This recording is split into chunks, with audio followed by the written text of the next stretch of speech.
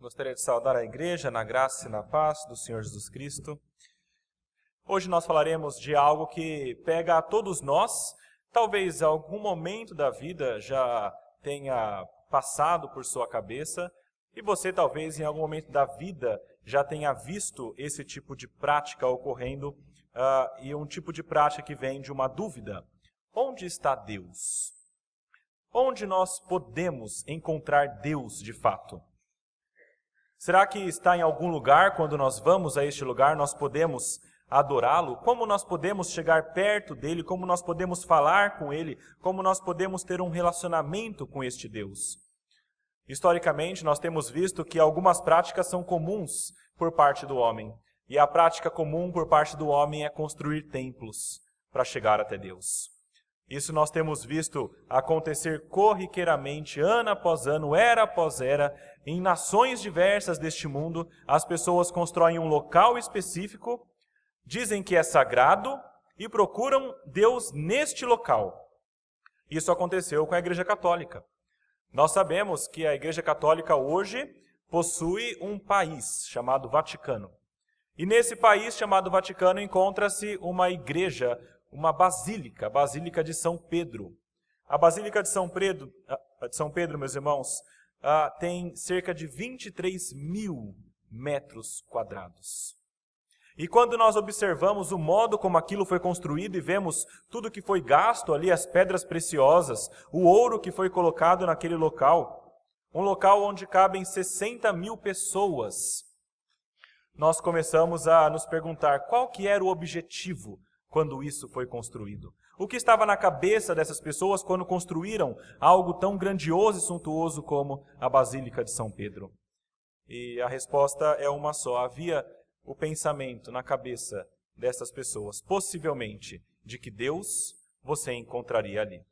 Ali é o local onde você vai para encontrar Deus. E não somente na Basílica de São Pedro, não é necessário ir tão longe.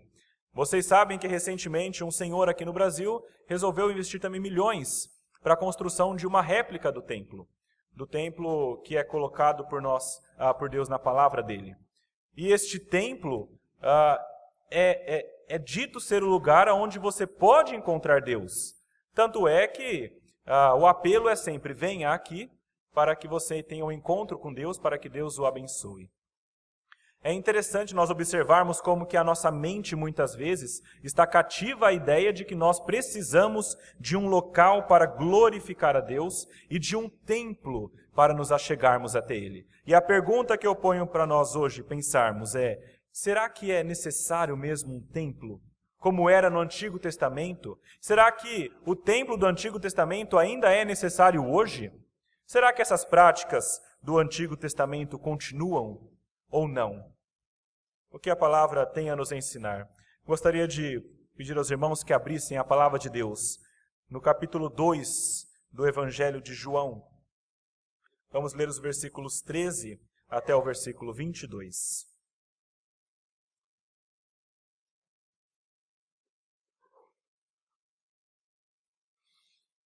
João 2, versículos 13 até o 22.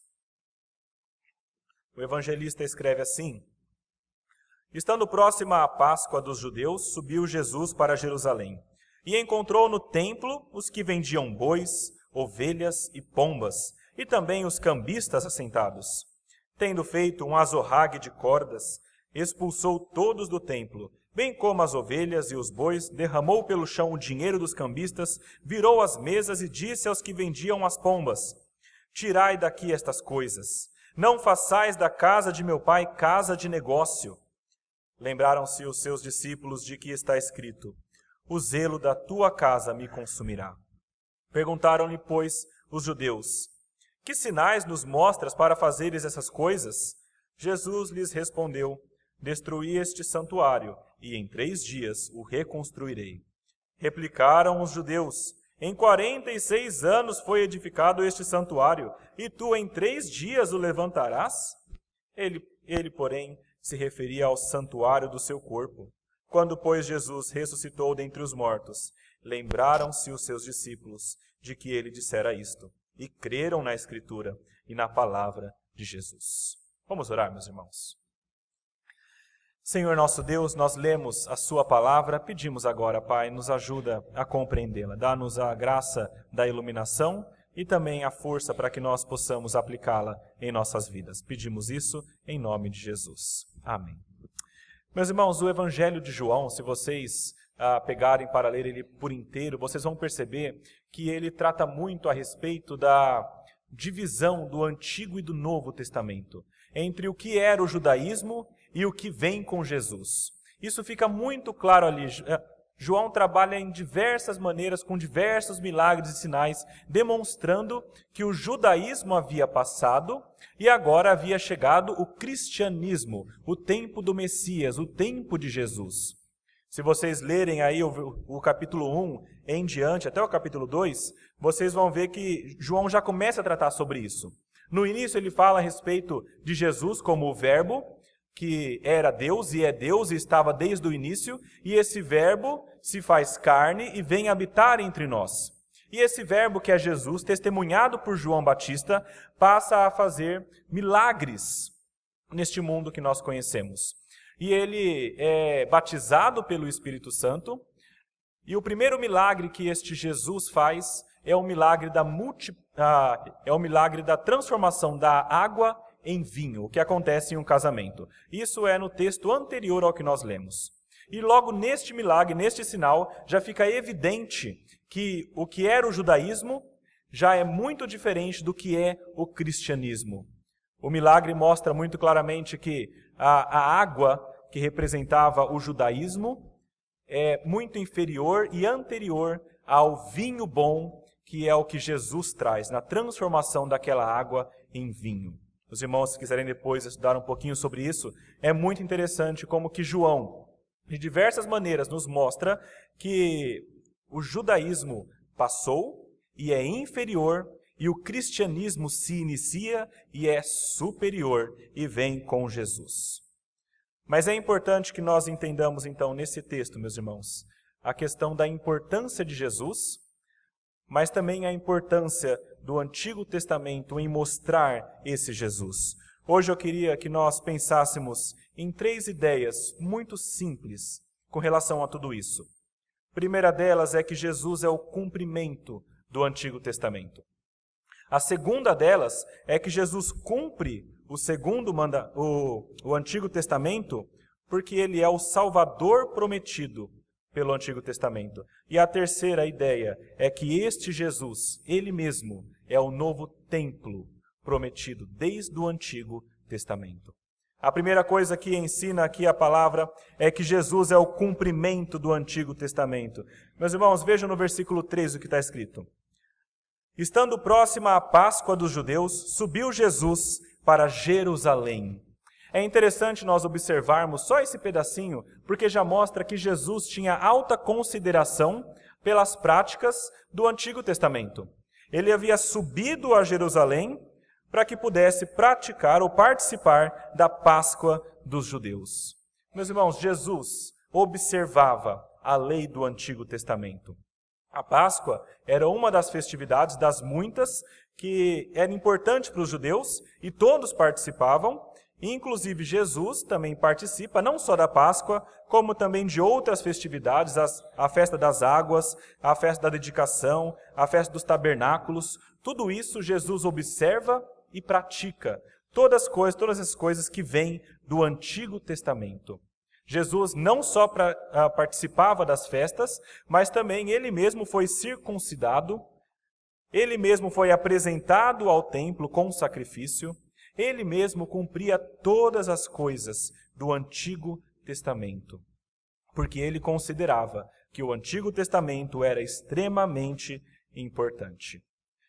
E de fato, o Antigo Testamento, meus irmãos, traz temas importantíssimos, mesmo porque todo o Antigo Testamento aponta para Jesus. Tudo que aparece escrito desde Gênesis até a Malaquias, tudo aquilo aponta para Jesus de alguma maneira. E é este mesmo Jesus que cumpre o que está no Antigo Testamento. Nós lemos um texto aqui no início do culto, onde Jesus fala com os discípulos dizendo: vocês examinam as Escrituras porque julgam ter nela a vida eterna. E são essas mesmas Escrituras que testificam a respeito de mim. A palavra de Deus testifica sobre Jesus, aponta para Jesus. Sempre quando nós lemos o Antigo Testamento, de alguma maneira, o Antigo Testamento aponta para Jesus. Mesmo porque esse Jesus é aquele que cumpre o Antigo Testamento. Abram aí, meus irmãos, em Mateus, no capítulo 5, versículo 17. Peço para lerem porque é um texto chave, demonstrando que, de fato, Jesus cumpre a lei e não revoga e não tira a importância da lei do Antigo Testamento. Mateus 5, versículo 17. Jesus fala o seguinte: Não penseis que vim revogar a lei ou os profetas. Não vim para revogar, eu vim para cumprir.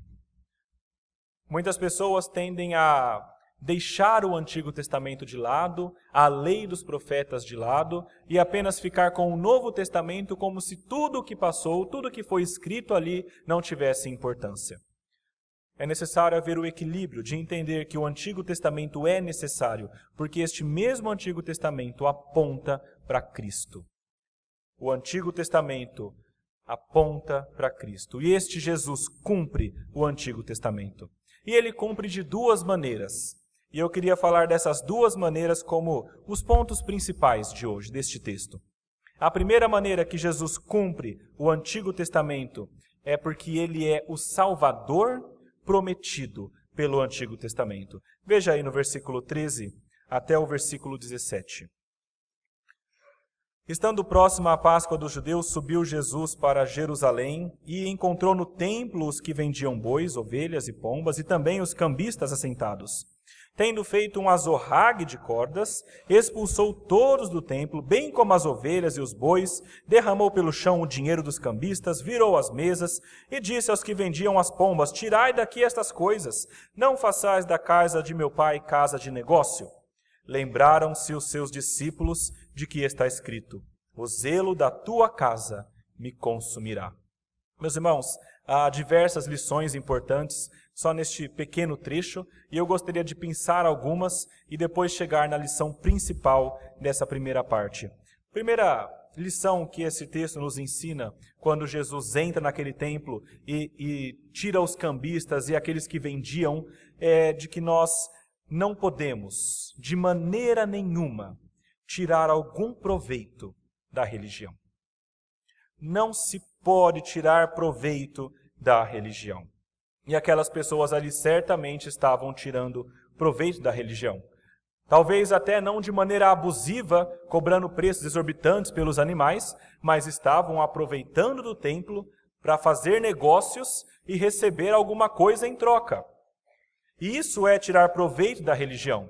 E lá em 1 Timóteo, capítulo 6, versículo 5, Paulo fala sobre essas pessoas, dizendo que são homens cuja mente é pervertida e privados da verdade, supondo que a piedade é fonte de lucro. Meus irmãos, não apenas naquele tempo se iniciou isso, mas ainda hoje há pessoas que buscam tirar da religião algum lucro. Isso não pode ser feito.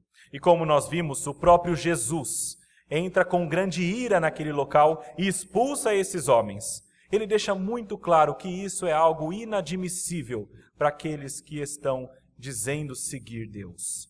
Primeiro ponto importante: não se pode tirar proveito da religião. Segunda coisa importante: não se pode profanar a adoração. O templo, meus irmãos, era um local onde as pessoas iam para adorar a Deus, para fazer sacrifícios ao Senhor, aonde eles de alguma maneira glorificavam ao Senhor. E estes homens estavam atrapalhando a adoração, estavam profanando aquele local que deveria ser para a adoração de Deus. Mesmo porque eles estavam vendendo aquelas coisas e trocando dinheiro, não fora do templo, não longe do templo, mas dentro do templo. Mesmo que possivelmente, provavelmente, na parte mais exterior do templo, chamado de pátio dos gentios, ainda assim era dentro do templo, aonde deveria ser praticada a religião. E eu acho interessante isso, porque pode ser que muitas vezes nós caiamos no mesmo tipo de erro, profanando ou impedindo a adoração a Deus aonde deveria ser feita. Eu digo isso porque possivelmente algumas dessas pessoas achavam que estavam fazendo bem, prestando um serviço. Veja, no Antigo Testamento a palavra chama os judeus a fazerem isso, a sacrificarem animais. E muitas pessoas vinham de muitos lugares para sacrificar no templo. A dificuldade era trazerem animais de longe para poderem sacrificar ali. Então havia pessoas que vendiam animais perto do templo para prestar um serviço. Então aqueles que queriam sacrificar compravam o seu animal, a sua pomba, o seu gado, seja lá o que for que fosse sacrificado, e levava ao templo para que então ele fosse sacrificado. Parece um serviço razoável. Assim como também parece um serviço razoável aquele dos cambistas. Os judeus precisariam, aquele judeu de 20 anos para cima, homem, ele deveria pagar um imposto do templo. E este imposto era uma quantidade que possivelmente deveria ser trocada. E pensando também que ali ao templo iam pessoas de todo o Império Romano, essas pessoas iam com moedas diferentes. É igual se nós cobrássemos algum imposto na igreja de Santo Amaro e você viesse dos Estados Unidos ou da Inglaterra com dólares ou com libras e chegando aqui nós aceitamos apenas o real. Então você deveria trocar esse dinheiro. É a mesma ideia. Então essas pessoas vinham de todo o império com moedas diferentes para pagar o imposto devido e quando chegam naquele local, elas precisam trocar o dinheiro. Então havia os cambistas também, aqueles que trocavam o dinheiro. Parece ser um serviço muito útil também, algo que ajudava no funcionamento das coisas. O grande problema de tudo isso é que estes serviços estavam sendo prestados dentro da igreja. É como se nós aqui na nossa igreja, ali no salão social, colocássemos 3 pessoas vendendo bíblias e livros. São coisas úteis? São. Mas durante o culto, vendendo bíblias e livros para as pessoas que deveriam estar no culto, fazendo barulho e atrapalhando o culto, este é o grande problema. Estes homens talvez achassem que estivessem prestando um serviço, mas muitas vezes nós fazemos coisas sem nos dar conta de que elas vão contra a vontade de Deus. Assim como fez Uzá.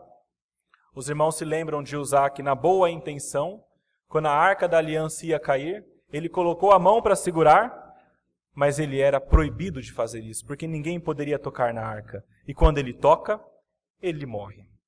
Ele é fulminado por Deus, porque vai contra o que Deus ordenou. Meus irmãos, é necessário que nós tenhamos todo o cuidado para não profanar e para não dificultar a adoração a Deus. É claro que aquilo era feito no templo. Hoje nós temos talvez uma contraparte no culto feito por nós na igreja. É certo que não é igual ao templo, mas ainda assim nós prestamos culto ao Senhor. E ainda assim é um local onde nós devemos ter toda a solenidade, toda a atenção, todo o silêncio, todo o respeito possível, porque é o momento em que nós prestamos culto a Deus. Meus irmãos, o culto ao Senhor não pode ser profanado, ou impedido, ou atrapalhado. Eu vi recentemente 2 vídeos que me deixaram bastante preocupado. Um deles era de um cantor evangélico muito conhecido, e cantando uma música secular durante o culto. E algumas outras igrejas fazem isso. Secular, quando eu digo, são canções que não são feitas para o culto a Deus. E eu creio que talvez a intenção dele não tenha sido ruim. Talvez tenha sido de ajudar os irmãos. Talvez tenha sido de louvar a Deus com uma outra música, não sei.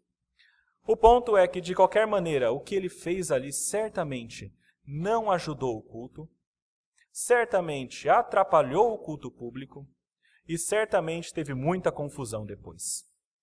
Meus irmãos, o culto público deve ser feito da maneira que Deus regula na sua Bíblia e da maneira mais correta e mais respeitosa possível.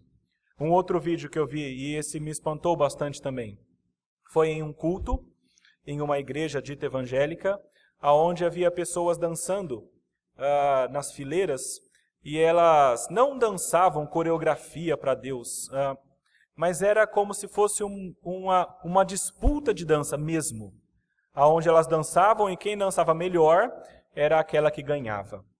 Meus irmãos, mais uma vez, a palavra de Deus sendo atrapalhada de ser pregada, o culto a Deus sendo atrapalhado de ser prestado por práticas que não são recomendadas pela palavra de Deus. Tudo aquilo que atrapalha, tudo aquilo que profana, tudo aquilo que impede que o culto seja prestado da maneira correta. E quando eu digo culto, é pregação da palavra, é oração, é entrega de ofertas, é a Santa Ceia, é o batismo. Tudo que atrapalha isso é fortemente rechaçado pela palavra de Deus. Nós precisamos ter zelo pela palavra de Deus, pela casa de Deus. E é isso o que é o terceiro ponto dessa primeira parte. É necessário, meus irmãos, que nós tenhamos zelo pela casa de Deus. Se vocês observam aí o que aconteceu, Jesus entra naquele templo e ele não entra de maneira mansa e tranquila, mas ele entra, ao que aparenta, com bastante ira. Ele entra bravo ali para expulsar aqueles cambistas e vendedores.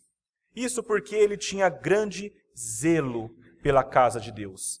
A casa de Deus e o culto ao Senhor era algo que ele tinha em si mesmo como grande e muito importante. Tanto é que quando isso foi profanado, quando isso foi atrapalhado, ele entra com grande ira e ele entra fazendo coisas que nós nem imaginávamos que Jesus faria algum dia. E é interessante pensarmos, será que nós temos também o zelo pelo culto e pela palavra e pelas coisas de Deus como Jesus tinha? Jesus tinha um zelo enorme, não só pelo culto, mas por tudo que tinha a ver com Deus. Todas as coisas que eram relacionadas a Deus levavam Jesus a uma atitude sempre extrema de defesa de Deus e de defesa das coisas do Senhor. Isso porque certamente ele tinha as coisas de Deus em primeiro lugar na sua vida e de grande importância. E a pergunta que eu ponho para nós pensarmos é: o que é que tira você do sério? O que é que faz você ficar irado? E lembre, Jesus aqui ele ficou irado de maneira santa, ele não pecou nisso, porque era um motivo justo. Mas pensando em nós, o que é que nos faz ficarmos irados? O que é que acende o nosso furor? Isso vai demonstrar em grande medida aquilo que é mais importante para você. É possível que você encontre alguém e fale mal de Deus e atrapalhe o culto diante dessa pessoa e ela vai ficar quietinha, não vai dizer nada. Mas é possível que ela seja uma mãe. E se você falar mal do filho dela, você verá o que é uma mulher irada. O mesmo acontece com homens. É possível que você fale com algum homem cristão, fale mal de Deus, que você xingue a Deus, que você atrapalhe o culto, que você entre aqui xingando e ele não faça nada. Mas se você falar mal do time dele, se você falar mal de São Paulo, Palmeiras, Corinthians, Santos ou outros, então você verá o que é um homem irado. E é interessante pensarmos nisso, como que essas coisas, por menores que sejam diante de Deus, são coisas que nos levam à ira. Por que nos levam à ira? Porque são aquelas coisas que nós consideramos mais importantes. Jesus tinha o zelo pela casa de Deus, e nós também devemos ter zelo pela casa de Deus, porque a casa de Deus não deve ser profanada, porque essa casa de Deus não é para ser uma casa de negócios. E quando pensamos na casa de Deus, pensamos hoje na igreja. Abram aí, meus irmãos, em um texto, Zacarias 4, versículo 12. Zacarias nos fala sobre um dos ideais para a casa de Deus, um dos ideais que Deus quer alcançar na sua casa. E o texto nos diz claramente que neste local não deve haver mercadores ou aqueles que profanem a casa do Senhor. Zacarias, capítulo 14, versículo 12, versículos 20 a 21. Zacarias 14, versículo 20, diz assim: Naquele dia será gravado nas campainhas dos cavalos: Santo ao Senhor, e as panelas da casa do Senhor serão como as bacias diante do altar. Sim, todas as panelas em Jerusalém e Judá serão santas ao Senhor dos exércitos. Todos os que oferecem sacrifícios virão, lançarão mão delas, e nelas cozerão a carne do sacrifício. E no final ele diz: Naquele dia já não haverá mercador na casa do Senhor dos exércitos. A casa do Senhor dos exércitos, o templo do Antigo Testamento e o local onde nós prestamos culto hoje, é um local onde não deve haver o mercador, aquele que se aproveita e se apropria daquelas coisas que pertencem a Deus. Meus irmãos, isso é algo muito sério. Tão sério que levou Jesus à sua ira santa de expulsar aquelas pessoas. E o que Jesus fez por conta da sua ira santa nos leva ao ponto principal dessa primeira parte. Veja aí no versículo 17. Quando ele fez tudo isso, lembraram-se os seus discípulos de que está escrito: O zelo da tua casa me consumirá. Meus irmãos, no versículo 17 nos mostra o que os discípulos lembraram, e eles se lembraram de uma passagem do Antigo Testamento, Salmo 69, versículos 9 até o versículo 12, falam sobre isso, que falam a respeito de um zelo pela casa de Deus que consumiria alguém. Lá no Salmo 69, nos versículos 9 a 12, abram aí porque é um texto que faz referência. Diz assim: Pois o zelo da tua casa me consumiu, e as injúrias dos que te ultrajam caem sobre mim. Chorei em jejum, está a minha alma. E isso mesmo se me tornou em afrontas. Pus um pano de saco por veste e me tornei objeto de escárnio para eles. Tagarelam sobre mim os que à porta se assentam, e sou motivo de cantigas de beberrões. Este salmo, meus irmãos, fala sobre o zelo da casa do Senhor que consome alguém, e este alguém é consumido de maneira a ser destruído por este zelo. E isso é muito interessante nós pensarmos. Quando a palavra diz que o zelo da casa do Senhor consome Jesus, não é apenas um consumo de levá-lo ao fervor e à ira, de ser consumido pelo zelo, mas muito mais parece ser que este zelo de Jesus o leva a ser consumido, destruído por outros. E se nós pensarmos na história de Jesus, é isso mesmo que acontece. Neste momento, Jesus diz essas coisas e sai do templo e aparentemente nada acontece. Mas depois ocorre algo parecido e o zelo da casa do Senhor consome a Jesus. Lá em Marcos, capítulo 14, 57 e 58, aparece um dos motivos pelos quais Jesus foi levado à cruz. E diz assim: Levantando-se alguns, testificavam falsamente, dizendo: Nós o ouvimos declarar: Eu destruirei este santuário, edificado por mãos humanas, e em 3 dias construirei outro, não por mãos humanas. É o que Jesus fez aqui. Ele diz: Destruam esse templo, e em 3 dias construirei outro. Ele não diz que vai destruir, mas aquelas pessoas usam as palavras de Jesus, distorcem para que Jesus seja levado à cruz. O zelo pela casa de Deus consome Jesus. Não só o levando à ira, para que essa prática fosse finalizada, mas também levando este homem à cruz. Meus irmãos, o zelo pelas coisas de Deus pode ser extremamente perigoso. Hoje no Brasil talvez nós não tenhamos toda a noção disso, mas nós comemoramos no ano passado, em 2017, os 500 anos da Reforma Protestante. E os 500 anos da Reforma, é claro, são comemorados a partir daquele dia em que Martinho Lutero prega ali as suas teses, mas esse tempo se inicia até mesmo antes. Eu me lembro aqui, por exemplo, de um pré-reformador chamado John Huss, que já percebia coisas erradas na igreja e já se levantava contra tudo isso com um zelo pela casa do Senhor, e ao fazer isso ele é levado à fogueira. John Huss foi um dos muitos homens que tiveram zelo pela casa do Senhor e ao se levantarem para defendê-la, são consumidos. Assim como Jesus o foi. Ter zelo pela casa de Deus, um zelo verdadeiro, pode ser muito perigoso. E aí a pergunta que eu ponho para nós novamente pensarmos sobre nós é até que ponto e qual que é o tamanho do esforço, até onde nós estamos dispostos a ir pela defesa do reino de Deus, pela defesa das obras e das coisas de Deus. Estes homens foram queimados na fogueira, não Lutero, mas outros. Jesus foi levado à cruz e muitos outros mártires foram mortos também. E eu muitas vezes penso em nós que temos vergonha de defender o nome de Deus quando alguém fala mal na rua, sabendo que nós somos defendidos e protegidos pela lei e não seremos mortos por isso. Meus irmãos, eu creio que nós estamos muito longe do ideal de defender o reino de Deus e a casa de Deus como Jesus defendeu. Mas ele deve ser o nosso exemplo maior e nós devemos também ter zelo pela casa de Deus.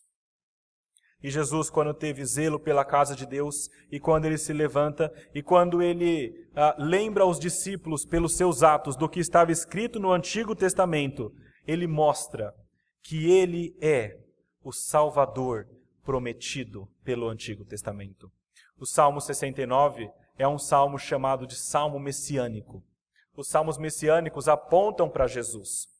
Este salmo messiânico é um dos que aponta para Jesus, e quando Jesus cumpre este salmo, tendo o zelo da casa de Deus, o consumindo, então ele demonstra claramente que ele é o Messias, que ele é o Salvador esperado pelo Antigo Testamento.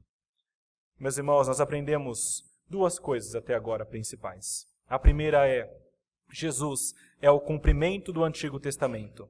A segunda delas é que, cumprindo o Antigo Testamento, Jesus o cumpre, sendo ele mesmo o Salvador prometido pelo Antigo Testamento.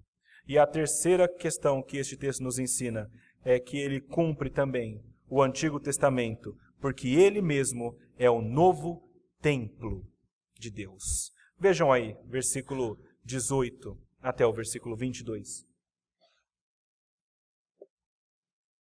Diz assim a palavra de Deus. Perguntaram-lhe, pois, os judeus: que sinal nos mostras para fazeres estas coisas? Jesus lhe respondeu: destruí esse santuário, e em 3 dias o reconstruirei.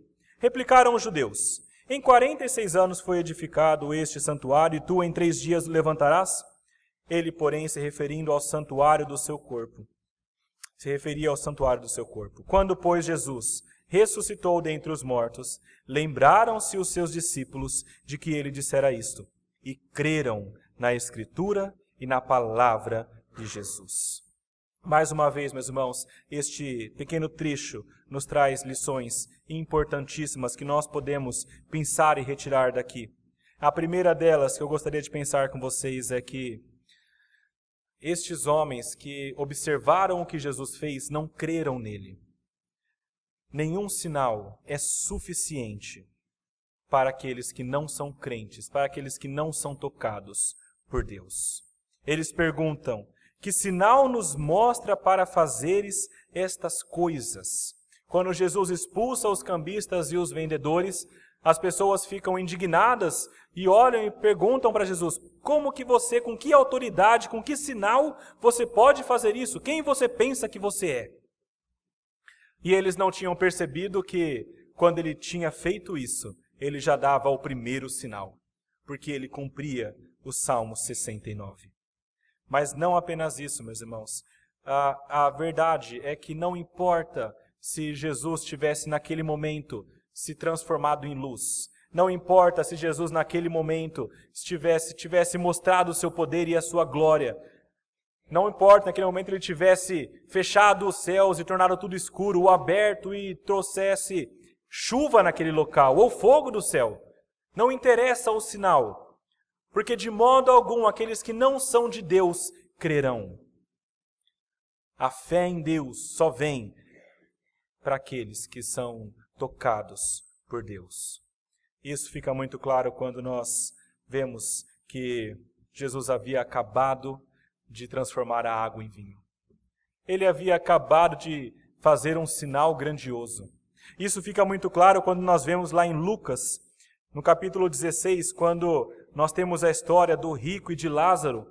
E então o rico fala para Abraão se ele não poderia voltar à vida e falar aos seus familiares que ele estava no inferno. E então Abraão responde para ele: olha, nem se você voltar, nem se os mortos se levantarem, nem aí essas pessoas que não ouviram a palavra de Deus, que não ouvem a Moisés, que não ouvem os profetas, tampouco eles se deixarão persuadir, ainda que ressuscite alguém dos mortos. Isso, meus irmãos, porque muitas vezes nós pensamos que para que alguém chegue a Deus é necessário que ela tenha sinais miraculosos. É necessário que essa pessoa veja a obra de Deus. Muitas vezes nós pregamos o Evangelho e às vezes pensamos: Senhor, seria tão bom se o Senhor mandasse um sinal e fizesse uma coisa miraculosa para que ele cresce. Ou às vezes alguém que nós conhecemos fala: eu creria e eu iria para a igreja se de fato eu visse um sinal de Deus. Meus irmãos, é mentira. Aqueles que são do Senhor irão. E irão pelo toque do Espírito Santo, trazendo vida, derramando as escamas, tirando as escamas dos olhos e trazendo entendimento para as coisas de Deus. Somente aqueles que são tocados é que então perceberão e então crerão no Senhor. Nenhum sinal é suficiente para aqueles que não são crentes, para aqueles que não são tocados por Deus. E isso nos traz um certo descanso de nós sabermos que a pregação que nós fazemos, quando nós pregamos o Evangelho, a conversão daquela pessoa que ouve não depende de nós. A conversão daquele que ouve o Evangelho depende primeiramente de Deus usar a sua misericórdia e tocar aquele coração. Mas ainda assim nós fazemos a nossa parte, que é pregar o Evangelho. E Jesus mesmo nos mostra que aqueles que não são de Deus pedem sinais e ainda assim não creem. Lá em Lucas 11, versículo 29 a 30, está escrito: passou Jesus a dizer: esta é geração perversa, pede sinal, mas nenhum sinal lhe será dado, senão o de Jonas. Porque assim como Jonas foi sinal para os ninivitas, o Filho do Homem o será para essa geração. A obra de Jesus, o que ele fez na cruz, o seu tempo morto, a sua ressurreição, a sua pregação, este é todo o sinal escrito na palavra dele que nós teremos. E é o sinal que se requer para que nós creiamos em Deus. O sinal é dado e a pregação é ouvida. Quem tem ouvido para ouvir, ouça. Isso vem da palavra de Deus. Primeira coisa importante dessa segunda parte é que não há sinal suficiente para aqueles que não são tocados de Deus, por Deus. Mas a segunda parte, e é a principal, é que Jesus é o novo templo. No início do sermão nós falamos um pouquinho sobre os templos, sobre aquele local onde os homens pensam encontrar Deus, onde os homens dedicam grande parte da sua vida e tesouros para que seja muito bem feito, para que eles possam encontrar Deus. Nós falamos sobre pessoas que constroem réplicas de templos, falamos sobre pessoas que construíram a Basílica de São Pedro, que foi extremamente cara.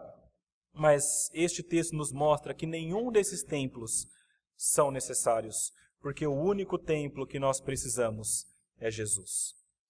E fica muito claro isso. Veja aí, versículo 21. Ele, porém, se referia ao santuário do seu corpo. O novo templo, meus irmãos, seria construído com a ressurreição de Cristo. Jesus aqui aponta para a sua morte e para a sua ressurreição. Ele diz que em 3 dias reconstruiria, e isso ele fala com relação à sua morte. Ele seria crucificado ficaria morto por 3 dias, e ao terceiro dia ele iria ser ressuscitado. E quando ele é ressuscitado, ele se torna aquele novo templo, o local onde nós agora podemos encontrar a Deus. Se no Antigo Testamento o templo servia para, por exemplo, adorar a Deus, agora a adoração é em Jesus, só em Jesus. João 4 nos fala sobre isso, quando a mulher samaritana conversa com Jesus e então pergunta: Senhor, aonde nós devemos adorar? Como os judeus dizem, lá em Jerusalém? No templo? E então Cristo responde: já chegou a hora que os verdadeiros adoradores adorarão em espírito e em verdade. Nós adoramos a Deus verdadeiramente, em espírito e em verdade, e não mais por meio do templo feito por mãos humanas, mas por meio do santuário vivo que é agora Jesus Cristo. Este é o meio pelo qual nós nos achegamos a Deus. Como Jesus disse, onde 2 ou 3 estiverem reunidos em meu nome, ali também estou. Meus irmãos, é por meio de Jesus que nós chegamos e adoramos a Deus. O templo do Antigo Testamento servia para ter acesso a Deus, mas quando nós vemos a palavra de Deus falando que Jesus ressuscita e no momento da sua ressurreição, aquele véu que separava é rasgado, de cima a baixo. O que separava o homem do Santo dos Santos é destruído. E agora há acesso a Deus. Nós lemos um texto que fala lá em Hebreus que Jesus adentrou a sala do trono da graça. E agora, por meio dele, nós podemos nos achegar com toda a intrepidez ao trono da graça, onde também encontramos Deus. Por meio de Jesus, no Antigo Testamento era o templo. No Novo Testamento nós temos Cristo. Não precisamos mais de um santuário feito por mãos humanas. Nós podemos ter acesso a Deus por meio de Jesus em todo o momento. O templo do Antigo Testamento servia para ter os pecados perdoados. Ano após ano, as pessoas iam ali, levavam os seus sacrifícios, o sacerdote sacrificava e então pediam perdão pelos seus pecados. Mas isso não é mais necessário, porque agora nós temos Jesus. E Jesus já fez isso de uma vez por todas. Hebreus 9, 28 fala também: Cristo, tendo se oferecido uma vez para sempre, para retirar os pecados de muitos, aparecerá a segunda vez sem pecado aos que aguardam para a salvação.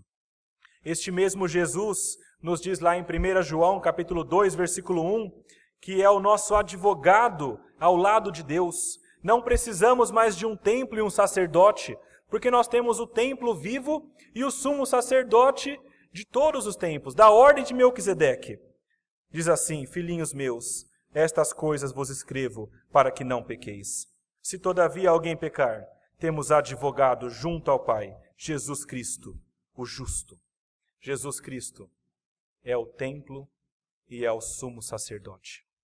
É aquele que nos abre caminho para Deus, é aquele que nos defende ao lado de Deus, é aquele que tira os nossos pecados, é aquele que permite que nós tenhamos novamente comunhão com Ele, por meio do seu sangue derramado.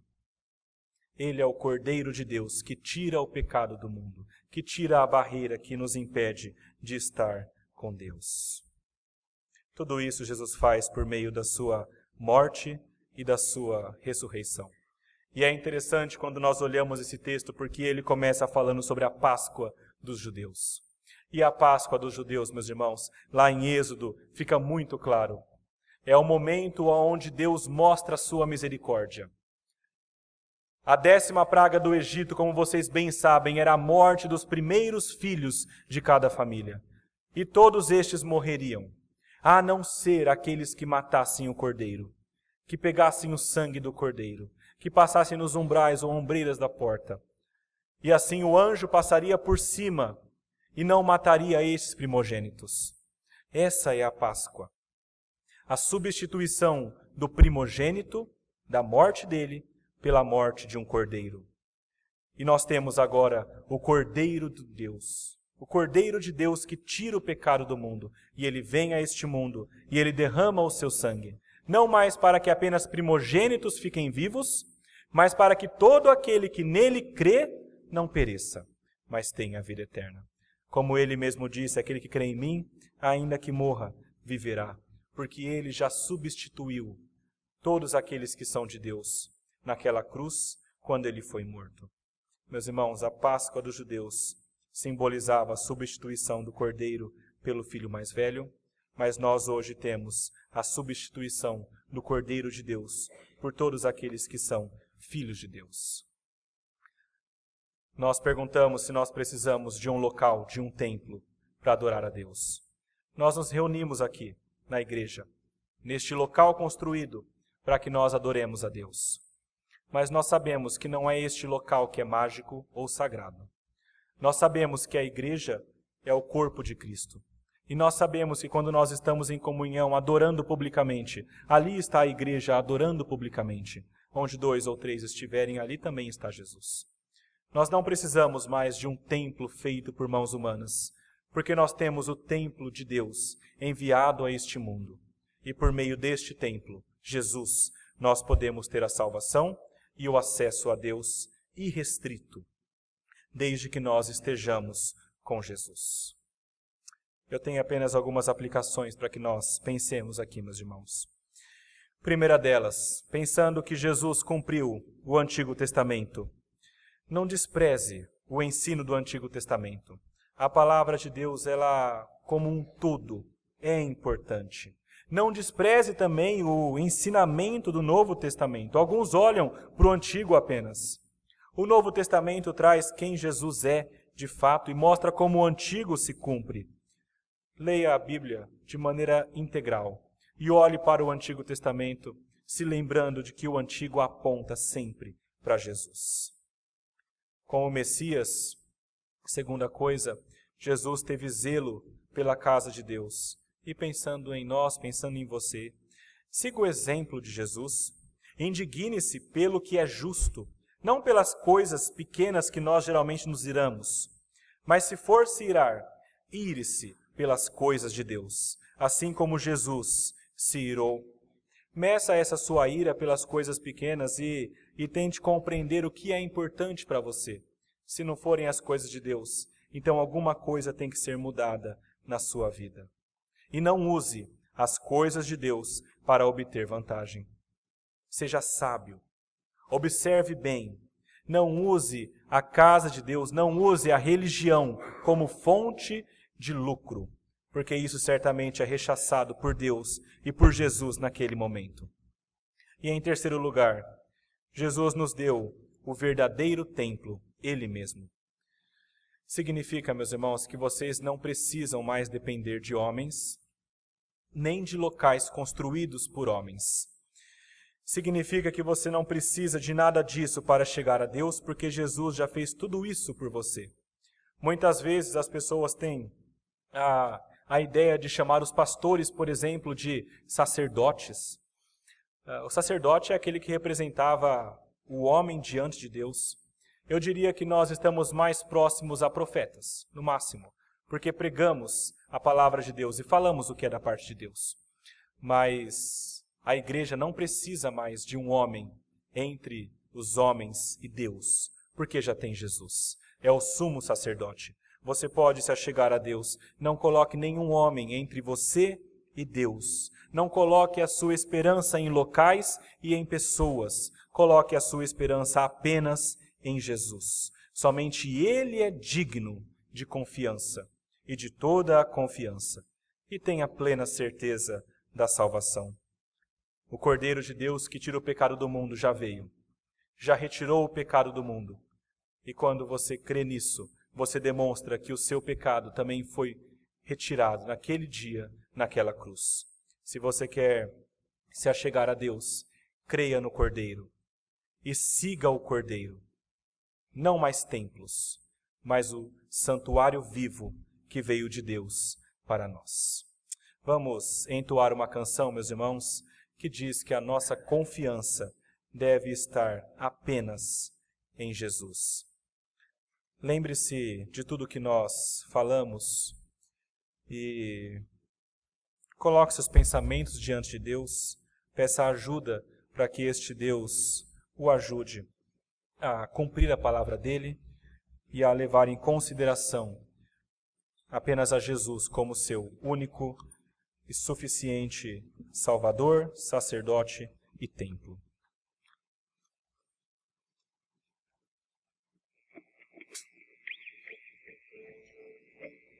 Nos coloquemos de pé.